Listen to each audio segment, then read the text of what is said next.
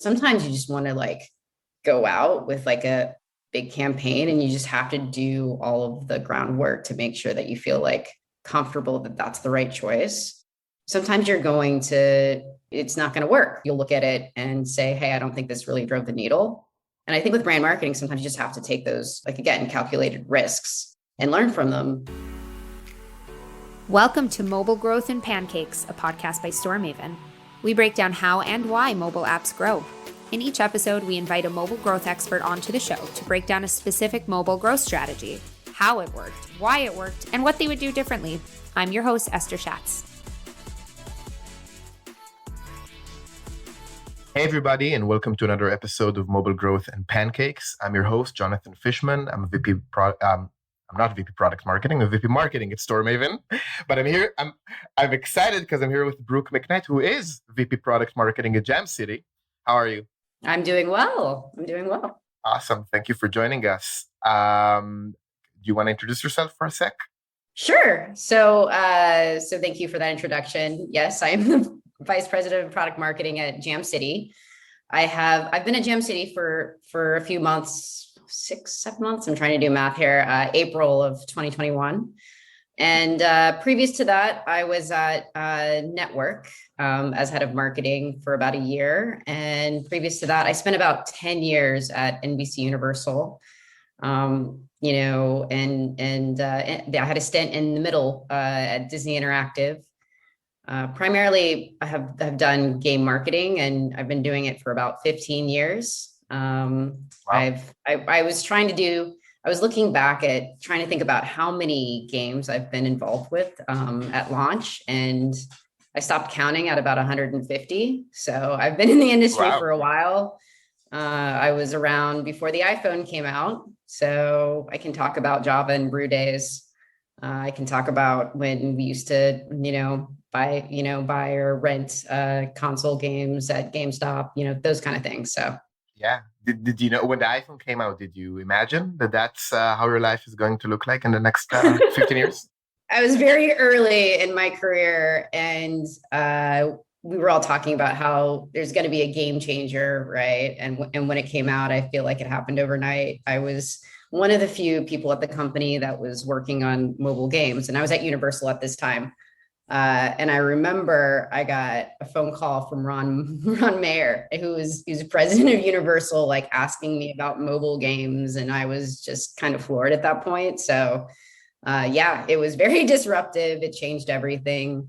The studio was really interested in how we took advantage of this new platform. And we really did, right? We worked with big companies like Gameloft, Kabam, and we did some co-development deals. So when I was at Universal, I like to talk about Despicable Me Minion Rush, because that game just recently passed over 1 billion downloads. Yeah, I mean, I've had the pleasure and the honor of being a part of a lot of great projects, worked on Star Wars and Marvel and Jurassic and a lot of things. So yeah, it's been exciting. Awesome. And now that you've joined Jam City, what are you responsible now at Jam City as VP of Product Marketing? Yeah, so I report to Vanessa Rahani, who is the SVP of Publishing, and she's amazing and one of our industry's leaders, I would say. She is, yeah, she's one of the big reasons why I wanted to come. We have great leadership at Jam City, Krista Wolf and Josh Aguardo and Matt Casertano, a lot of great folks. And I've known some of them for many years. So the team that works on Disney Emoji Blitz, when I was at Disney, I worked right next to them on the same floor. And we just recently acquired Ludia. I've known, Alex and Francois and that team for many years, I think 12 years, because, they had the Jurassic license for all the mobile games. So it just feels like coming to Jam City was the most appropriate choice for me. It's an opportunity to truly work with my friends and people that I admire.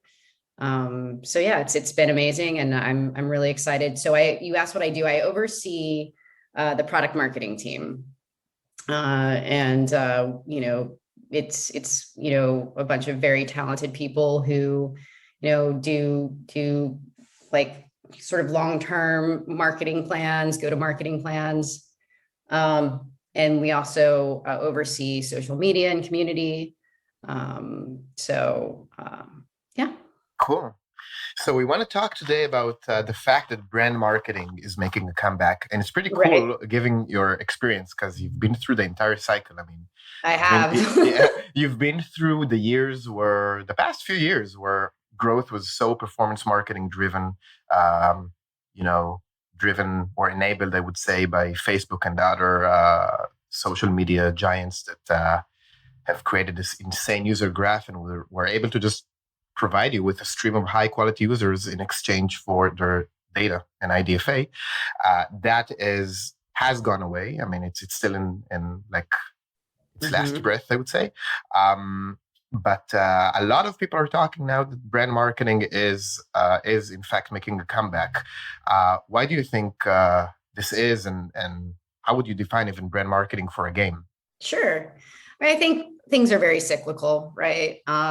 When I first got started, it was important to focus on more traditional marketing tactics. And this was before, user acquisition was even a consideration. So for instance, I just brought up Despicable Me Minion Rush.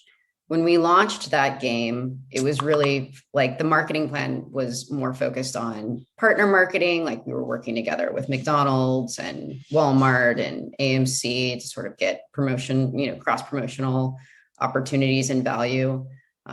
We worked with Apple and Google back in the day when featuring was really, really important, and you could get a ton of downloads because you had that like big banner at the very top. And so that was important. And then just making sure that, and I still think this is important, right? The product market fit, right? For sure.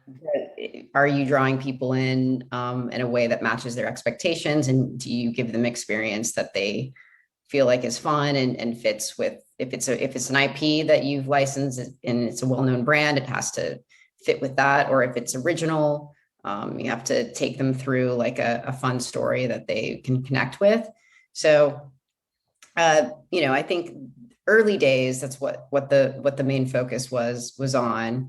And, I think obviously we evolved into a place where we wanted to focus on performance marketing. It's kind of a holy grail. If you can spend $1 and know that you're getting back $2, why wouldn't you every day consistently?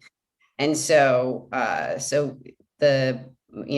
of the plans and the strategies quickly shifted to performance marketing. And, I shifted along with it. I still have always seen myself as more of a product and brand marketing person. And,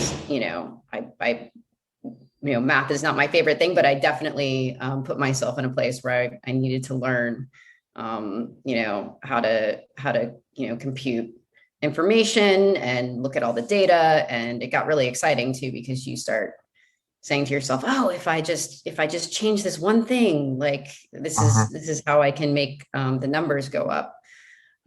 So, I still think, right, like that both, product and performance marketing are important, but they need to work together now more than ever. I think when it started to get kind of like shifted to user acquisition, teams kind of like started to become more siloed. It was like, okay, you do the creative brand stuff and, I'll do the advertising. But I think the teams that have been most successful are the ones that sort of are working in concert. And just trying to figure out ways to make sure that the marketing is effective, that we're reaching the right kind of audiences. So, it's not to say that the pendulum's shifting all the way back to brand marketing, but it was just like all the companies were so focused on performance marketing that I think that people are starting to realize that actually, having really, really smart creative is important. Yeah, for sure. And I think there was an article by Eric Seufert last week or this week, I can't remember, about like the fact that brand marketing, like it's first of all, of course, they're affecting one another, performance marketing and brand marketing, because the more people that are aware of the brand, the more effective the ads would be, because people would recognize the brand. And of course, there's the entire world of IP-based games, but there are other games that managed to create a really good brand and didn't have a really strong IP at the beginning. Right. I would say, I don't know, things like June's Journey by Wooga. It's a really old game. It has a huge brand. It didn't rely on a really famous IP to begin with. But the more people recognize the brand, the more people would respond or be reactive to the ads. The thing is, and that was Eric Suffer's point, that brand marketing kind of like existed in a world where people just assumed it can't be measured. So, okay, we'll measure performance marketing, and they'll have to prove that every cent they're putting out there, we make two. But brand marketing, we just assume it's something that you need to do. So you're kind of like, I don't know, excused from needing to measure yourself in that kind of way. But these days, with the lack of IDFA and kind of like deterministic attribution is going away, so you can't measure performance marketing that way. Brand marketing and performance marketing are finding themselves in the same boat. How do you think about measuring like brand marketing or something like a TV campaign or a billboard campaign or stuff like that are even offline? Right. So I mean, it's still very difficult to track direct attribution to some brand tactics. From my perspective, I think there's still going to be some amount of, risk in the choices that you make and the decisions that you make on the brand marketing side. But whenever possible, to take those to make sure it's a calculated risk, and do all the upfront research and work with your consumer insights team, or do some background and comp testing and all of that. I think, before we even go out with a campaign, right, we talk to our audience, right? Take the assets and, test those first. Whether it's like a click-through test on key art, or whether it's, just asking, our high valued players, like what they think of a campaign, or, we're thinking about working with this brand partner, like let's do a survey and see if people are interested in this brand, or what they think about it, or what they would think about, having this brand be part of our campaign.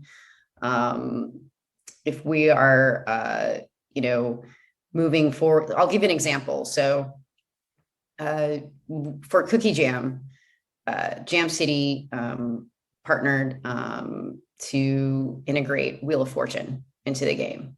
And they did a lot of like audience research ahead of that, right? Found out that a lot of people were fans of Wheel of Fortune, that they watched it quite consistently, and that it matched the audience. And then when they worked, with Sony, they made sure that on-air advertising and that it's all integrated in the game, so that there's like a Wheel of Fortune sort of contest that people are playing within the game, that they win prizing, and it's all kind of a 360 campaign.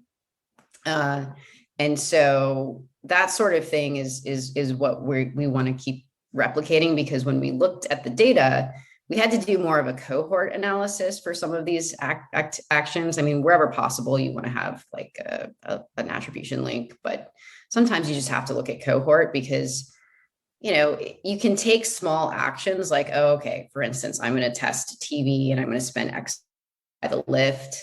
And you can do that if you have the time, but sometimes you just want to like go out with like a big campaign, and you just have to do all of the groundwork to make sure that you feel like comfortable that that's the right choice. Sometimes you're going to, it's not going to work, right? You'll look at it and say, hey, I don't think this really drove the needle. And I think with brand marketing, sometimes you just have to take those, like, again, calculated risks and learn from them. But, I've also been in situations where folks have said, oh, well, we tried that before, I don't know if that really worked. And it's like, well, maybe we should try it again and just look at it a little differently. And, if it was like something that we did with talent, like, right, like, oh, we worked with talent before. I was like, well, maybe it was that particular talent, and maybe they didn't match with that particular audience, or maybe we just didn't look at the campaign in the right way, and we didn't have the right messaging. So I think, again, it's not as like, again, UA and performance marketing, it's very analytical, and product and brand marketing is a little bit, looser, right? And it's always going to be, we'll try to do as much as we can to go back and look at the data and make sure that informs the strategy. But you just kind of have to be comfortable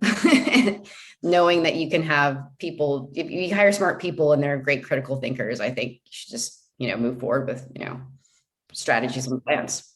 There are two parts here. Like, one of them is having the right infrastructure, I would say, to actually measure the success of things that aren't directly attributable. Because these channels, I mean, it's true for a lot of brand marketing channels, but they're not direct response channels. Like, the way that they influence folks to download the game is not by tapping on an ad and downloading the game straight away.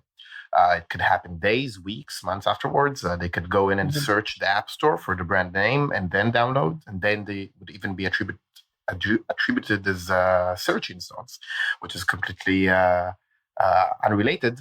But what you mentioned about measuring cohorts, I think that's the way to go. And if you have a platform where you can basically, when you ran a certain campaign, and then you see how it influenced the entire funnel. People browsing the App Store, searching for your brand name, or just how it influenced searches for other keywords, and of course how it influenced the effectiveness of ads at that time. That could be really, really useful, because it also works through word of mouth. Like, you ran a billboard campaign, somebody saw it and then talked about it with a friend, and then that friend searched the app. It's like, it's impossible to really measure it directly. So really is. I like the approach of basically thinking, rationally and logically, and thinking about what do we have a good hypothesis and what is going to work.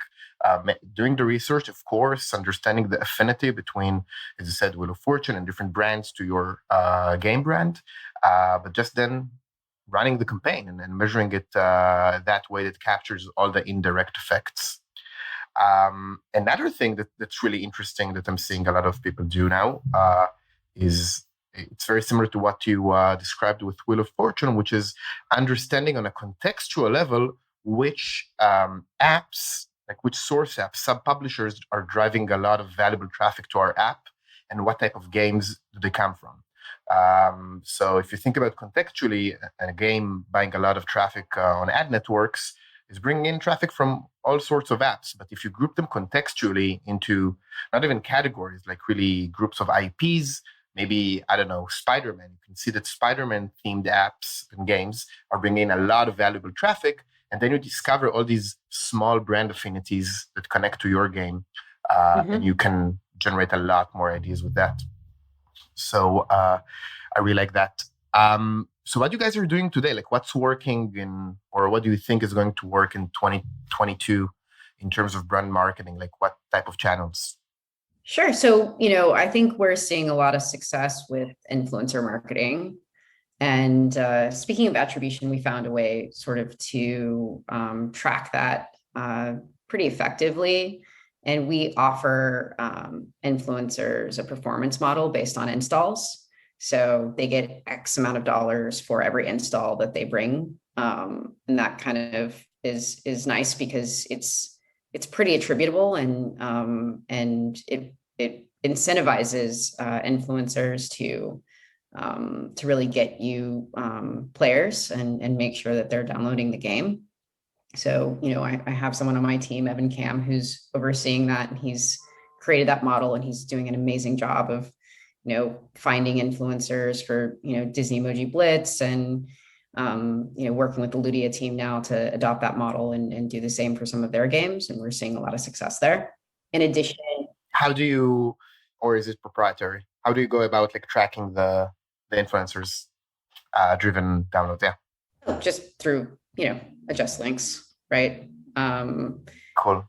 Because Yeah. just like something that we saw, forget the name of the game. There was Song Pop. Song Pop, the dude that founded Song Pop had now has an influencer agency. I forgot their name, but they also found a way to attribute also the branded searches that the influencer was able to drive.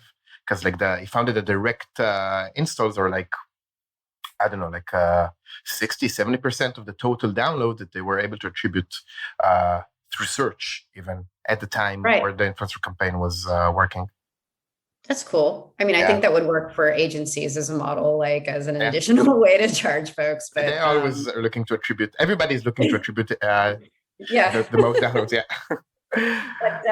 but yeah, I think whenever we can, we're always trying to do some sort of campaign measurement with the influencers, and the ones that are the most successful. We try to build those relationships, and if they're working for one of our games, they might work for another one, and so it's not just a matter of like it's more offering them sort of a long-term relationship that's consistently giving them income. So that program has been really great, and we have our internal team that is directly reaching out to influencers and building that relationship, but we also it's difficult to scale unless you have an army of folks, so you do want to kind of work with agencies to continue to scale that and measure it. My team's always looking at new ways to either find additional channels outside of Facebook and our mobile networks. And, we've been looking at connected TV and running tests, or, thinking about other sort of avenues. And we're also seeing that people first content is working pretty well. So Cameo, for instance, is something that we've been tapping into. Just recently did a campaign for Disney Emoji Blitz where we worked with Kathy Najimy, who was she's a film star. She was in Hocus Pocus as one of the Sanderson sisters, and she's a fan favorite. And we had her sit down with our developer and did a fun interview that we posted on social, and we saw that the fans really loved it. In addition, we had her do a bunch of advertising for us in front of a green screen, and it really killed it. So we're testing different types of creative ideas that we can also bring to different channels. With the IDFA deprecation, right? We're sort of shifting our spends and to from Facebook to other channels, and we're also spending less on iOS, and so that has had an impact on what we're doing from the user acquisition side. I mean, it doesn't mean that we're not still spending effectively, because the team's been doing an amazing job of finding new ways to still make that work. And I'm very thankful that we have an incredible user acquisition team here at Jam City. But we've been definitely partnering a lot more and trying to figure out other creative ways to reach audiences. And I think just tapping into some of the things that my team is already doing. I think product marketing, it requires more long-term planning, right? So that's just sort of the crux of it, is sometimes with mobile games, you just want things to happen in now, and you have to be pretty reactive. And so we're just trying to do what we can to find things that really work, but you have to lay that, you have to put out the plan and figure it out. And so sometimes those things take time, and, things like influencer marketing are important. Also looking to just build upon our life cycle marketing strategy. If you're going to lose the ability to run lookalike campaigns, you want to, make sure that you're at least collecting emails and things like that, so you can, know who your audience is. So those sort of things are important. Yeah.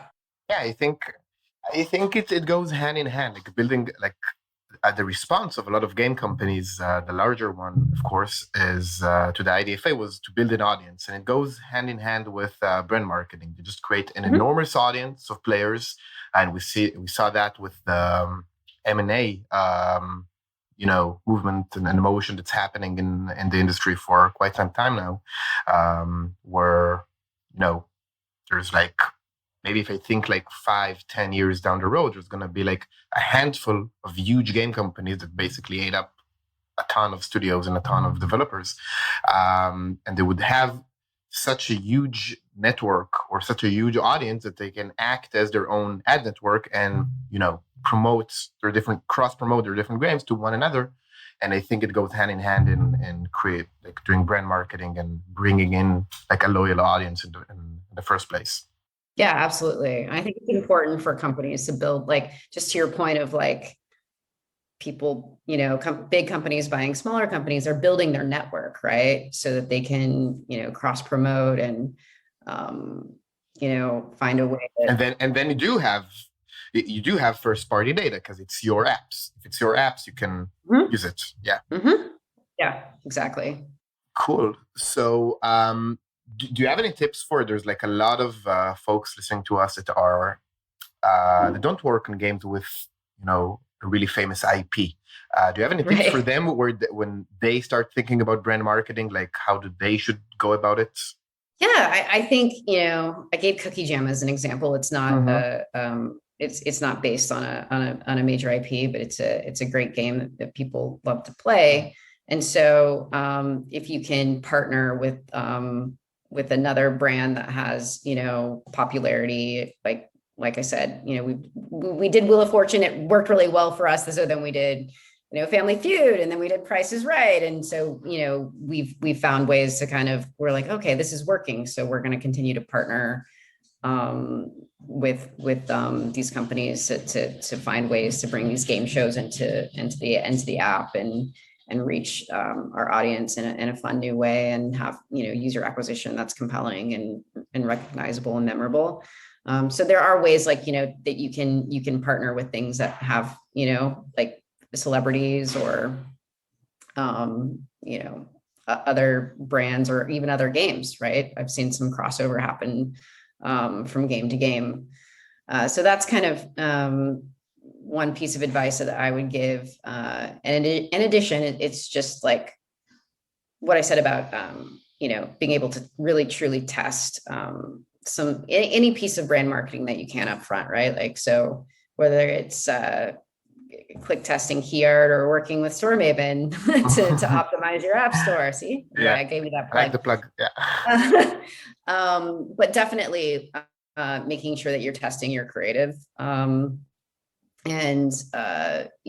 with user acquisition, it's getting so competitive, and a lot of the systems now are automated. So really, I'm from the entertainment industry, and they always say content is king. Well, this is true, right? Even in games. And one of my favorite marketing gurus is Seth Godin. He said, like, marketing is a contest for people's attention. And it literally is. Like, you just want to make sure that you're getting in front of people, finding a way to grab their attention.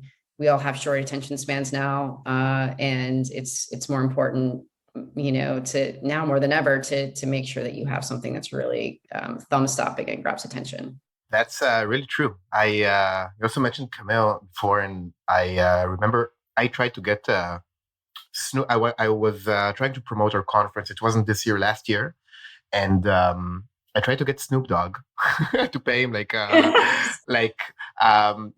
think he wanted like $20,000 for like 15 seconds saying something about Storemaven. It just drove me nuts. I drove me nuts that I can get these days. Like, everything is so accessible. So if you're doing like brand marketing and stuff, like, that's a possibility. Yeah. You can just use platforms to reach out like somebody like Snoop and ask him to talk about Storemaven and creative testing. Like, that would never be happening in the world. And I didn't do it at the end. Didn't get approval. It wasn't in line with the brand. But yeah, but it's really accessible these days. Like, you can do pretty much everything you want. So we are running out of time, but I want to ask you a few questions that we ask all of our guests. So we talked about tips. So I just will go straight to like content recommendation. Like, who do you read? Who do you follow? You mentioned Seth Godin, but maybe somebody in the mobile industry for mobile growth and product marketing resources. I mean, I read a lot of trades, so Pocket Gamer and I mean, I like Deconstructor of Fun. That's a good one. Yeah. Mostly because I know a lot of those guys and I love gossip, but so I definitely try to read the trades every morning and stay up to speed on what's happening and ad week and those are some good resources as well for if you're into more brand marketing. So yeah. Awesome. And now to the most important topic, which is pancakes. Yes. What's your favorite pancake? So there is a restaurant in Los Angeles called Cece's, and they have matcha green pancakes. Wow, matcha green pancakes. That's matcha green pancakes. Some innovative stuff. They are so good and fluffy, and I highly recommend whenever you're in LA next to go to Cece's and get these pancakes. Especially this is your podcast. You should do a whole podcast just specifically on these pancakes. They're so good. For sure, that's it's the most difficult thing in this podcast is that I have to people just get me want to eat all these kind of pancakes, and I do, and it's not good for my for nothing. It's not good. It makes me happy though. I haven't had breakfast yet. Yeah, I'm hungry, so you can tell I'm really excited about it. Yeah, for sure. And lastly, if people want to reach out to you to chat, get advice, talk to you about anything, where can they find you? They can find me on LinkedIn. Also, my email at Jam City is brooke.mcknight@jamcity. Pretty easy. So reach out to me there. Cool. So that was a pleasure. Thank you so much for doing this. I learned a lot. It was a great chat. Thanks so much, Jonathan. Talk to you soon. And that was Mobile Growth and Pancakes. To find out more about Storemaven and how we can improve App Store performance, visit storemaven.com. And then make sure to search for Mobile Growth and Pancakes in Apple Podcasts, Spotify, and Google Podcasts, or anywhere else podcasts are found, and click subscribe so you don't miss any future episodes. On behalf of the team here at Storemaven, thanks for listening.